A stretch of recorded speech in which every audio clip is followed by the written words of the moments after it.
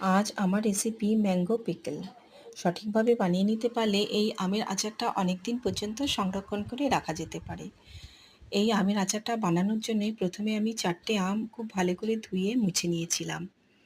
মুছে টুকরো টুকরো করে কেটে নিয়েছিলাম। এরপর এই আমগুলোর মধ্যে আমি হলুদ আর লবণ দিয়ে আধা ঘন্টার জন্য রেস্টিংয়ের জন্য রেখে দিয়েছিলাম। এইদিকে আমি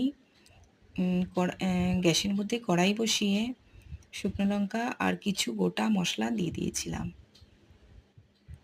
এই আচারটা তৈরি হওয়ার পরেও বেশ 15 দিন এটা রোদে দিয়ে তারপরে খাওয়ার উপযুক্ত হয়।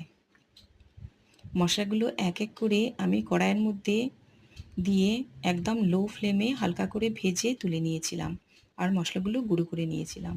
এইদিকে ওই কড়াইয়ের মধ্যে সর্ষের তেল দিয়ে গরম করে কিছুটা সর্ষের তেল আমি নামিয়ে রেখেছিলাম আর বাকি তেলের মধ্যে মশলাগুলো একদম লো ফ্লেমে হালকা করে একটু ভেজে আমটা আমি দিয়ে দিয়েছিলাম।